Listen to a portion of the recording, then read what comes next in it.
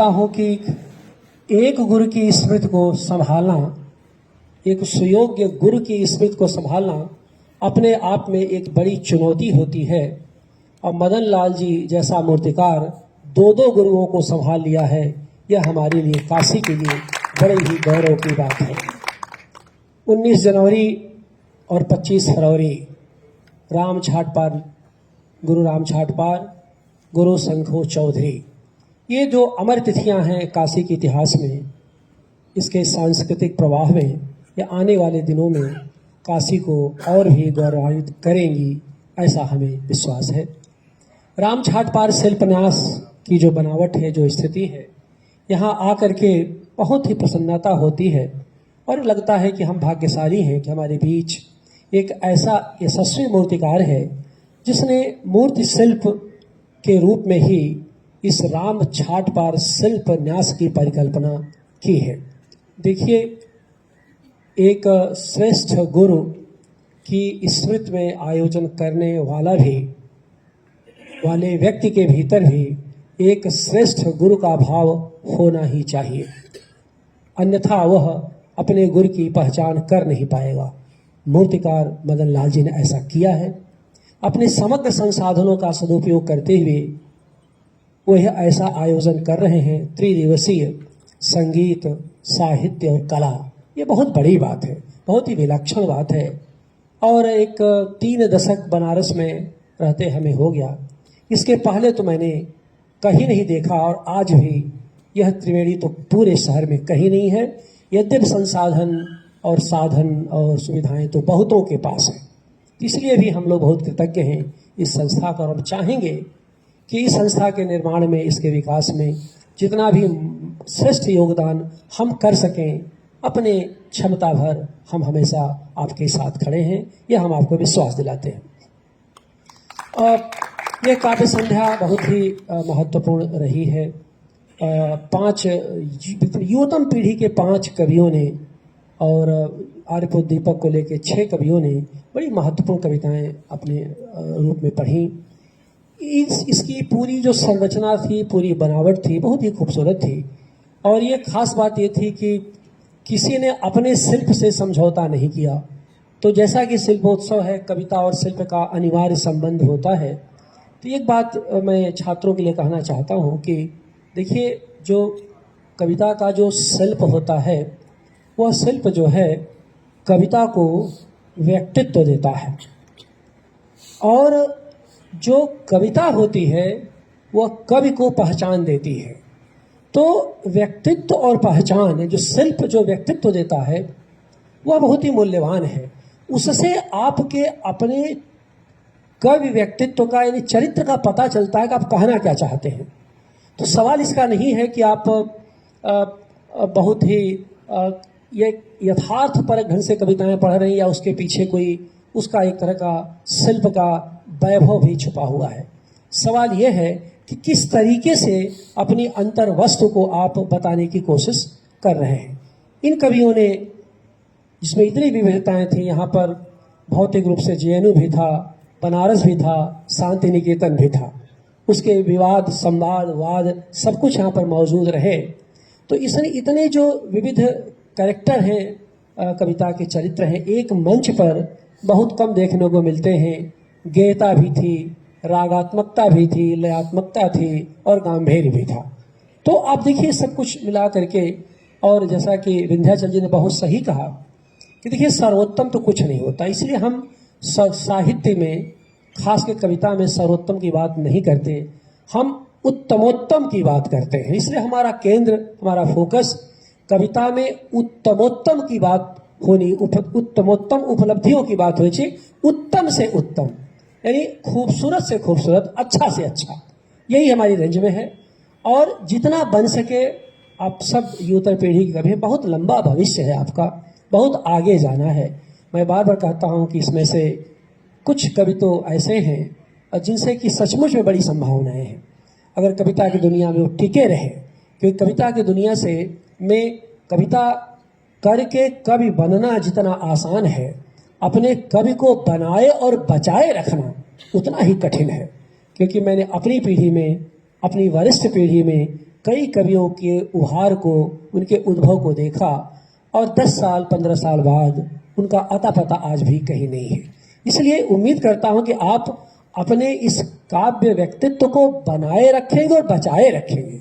और इसके लिए 2 बातें हमेशा याद रखिए, नई से नई जो रचनात्मकता है, यानी आपका जो रचनात्मक विस्तार है, उसमें नई से नई संवेदनाएं, नए से नए भाव कहीं न कहीं पर आकार ग्रहण करते रहने चाहिए। और जो भी आपके पास, आपके मानस में अवतरित होता है, उसे खूबसूरत शिल्प में ढालने की कोशिश करें, क्योंकि वह जो शिल्प होगा वही आपके हिस्से में आएगा और वही असल में वह व्यक्तित्व देगा आपको, जिससे आपकी पहचान बनेगी।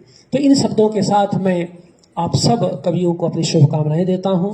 जाहिर सी बात है, काव्य संध्या है और एक महान गुरु की स्मृति में है, तो मैं एक छोटी कविता केवल पाठ करूंगा। यहाँ पर समय काफ़ी हो गया है और सामने जो श्रोता दीर्घा में बैठे हुए प्रियजन हैं, वो मच्छरों से बहुत परेशान हैं। जाहिर सी बात है कि शाम का वक्त है, गंगा का किनारा है और ये इतना दुर्लभ जो ये दृश्य होता है ना, मैं मदन से कह रहा था, मुझे तो लगता है यहाँ रात भर ऐसे बैठा रहूं और शायद कोई महाकाव्य लिखा ही डालूंगा एक रात में, क्योंकि संभव है कि क्योंकि महाकाव्य लिखा एक ही दिन में जाता है, ये जान लीजिए। वो उसका विस्तार कभी सालों करता है। यानी वो जो दृश्य विजुअल्स आ गए ना, प्रसाद ने कामायनी की जो परिकल्पना एक ही 2 रात में की होगी, फिर भाषा देने में आदमी को समय लगता है, तो भाषा देने में समय लगता है, उसको बुनने में समय लगता है, लेकिन देख तो लिया था उन्होंने कि हिमालय का गंगा से क्या संबंध है। बहरहाल यह दृश्य है और ये मैं हमारे जो प्रिय छात्र छात्रा यहाँ बैठे हुए हैं, न भी काव्य संध्या, यहाँ संगीत संध्या होती है, कला संध्या होती है, आप न भी समूह में आए, अकेले कभी आगे देखिए, शायद 2-4 बार आप आएंगे तो आपके भीतर का जो कलाकार है वो जागृत हो जाएगा। और नहीं कुछ होगा तो आपके भीतर का जो सोया हुआ देवता है, जो प्रेमचंद कहते हैं, तो सोया हुआ देवता अगर जग गया तो कितनी ऊंचाई पर आपको ले जाएगा आपको पता नहीं है। तो ये सोए हुए देवत्व को जगाने की बात है, तो वो चीजें हैं। और कभी आप यहाँ आके देखिए, शाम का वक्त हो, बहुत खूबसूरत है और बहुत ही कलात्मक है। तो ये जो देवत्व एक कविता है, वो अगर मैं अभी प्रकाशित, हाँ वो देखिए, कोई दिक्कत नहीं है। देवत्व कविता है और ये इस समय का जो माहौल देख रहे हैं, जहाँ जहाँ भीड़ वहाँ वहाँ देवता, जहाँ जहाँ भीड़ वहाँ वहाँ देवता, जितनी बड़ी भीड़ उतना बड़ा देवता, जितनी बड़ी भीड़ उतना बड़ा देवता। देवत्व एक भीड़ का सामूहिक विलास है। तो देवत्व एक भीड़ का सामूहिक विलास है। एक और छोटी कविता पढ़ देता हूं, बाकी लंबी कविताएं। काशी में राम, काशी में राम, काशी के राम है, कुसमय नहीं कुशमय राम है, कुसमय नहीं कुशमय राम है। काशी में राम जब भी आएंगे, कूचियों से आएंगे, कविता से आएंगे, रेत से आएंगे। काशी में राम जब भी आएंगे, कूचियों से आएंगे, कविता से आएंगे, रेत से आएंगे। राम ने रेत से शिवलिंग बनाया और बता दिया कि वे जब भी आएंगे, साधना से आएंगे, समर्पण से आएंगे और शिल्प से आएंगे। काशी के राम कलाकार के राम हैं, काशी के राम कलाकार के राम हैं। राम खुद एक कलाकार थे, उन्हें पता था कलाकार के सपनों की ऊंचाई शासक की इच्छा से हमेशा बड़ी होती है। कलाकार के सपनों की ऊंचाई शासक की इच्छा से हमेशा बड़ी होती है। तो आप सब, हम सब भाग्यशाली हैं, हमारे भीतर एक कलाकार है और उसके जो सपनों की ऊंचाई है किसी भी सत्ता नसीन व्यक्ति से कितनी बहुत बड़ी है। इसी नाते देखिए, जब आपके भीतर का कलाकार जग जाता है तो उसके सम्मुख दुनिया का सारा सुख नतमस्तक बिछ जाता है। और आप कभी कविता लिख करके देखिए, जब वो आती है तो दुनिया का सारी भूख प्यास लोभ मोह सब मिट जाता है, सारी चिंता रहती है वो कविता आ जाए। और तनुज तो इसके साक्षात मूर्तिमान अक्षत स्वरूप है, इसीलिए तो ऐसी कविताएं यहाँ आती है। जैसा इन्होंने अपनी कविता में बुना और वो पूरा संदर्भ और नामवर जी का, क्योंकि उस पूरे संदर्भ को मैं का मैं साक्षी रहा हूँ। उस दौर का मैं साक्षी रहा हूं।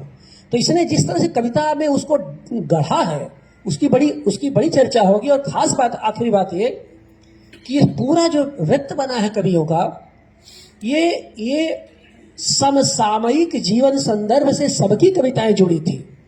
समसामयिक जीवन संदर्भ से सबकी कविताएं जुड़ी हुई थी, लेकिन संवाद पूरी समकालीन जीवन मूल्य से कर रही थी। तो समसामयिकता से जुड़ करके समकालीन जीवन मूल्य से संवाद करने की क्षमता जो इन युवकों ने यहां प्रस्तुत की, यही असल में किसी कविता का अभीष्ट है। और यह अभीष्ट आश्वस्त करता है। इसी नाते मैं सबको अपना स्नेह देता हूं, सबको अपना आशीर्वाद, सब छात्र सबको अपना आशीर्वाद देता हूं। और सबसे बड़ा तो ये कि आभार व्यक्त करता हूं मदन लाल जी कि ऐसे ही हमें अवसर देते रहें। और हम लोग एक क्या दो क्या, बस यहाँ सब कुछ रेडीमेड है। किसी दिन बैठ जाएंगे, किसी विषय बोलना शुरू कर देंगे तो अच्छा ही रहेगा। बहुत बहुत धन्यवाद।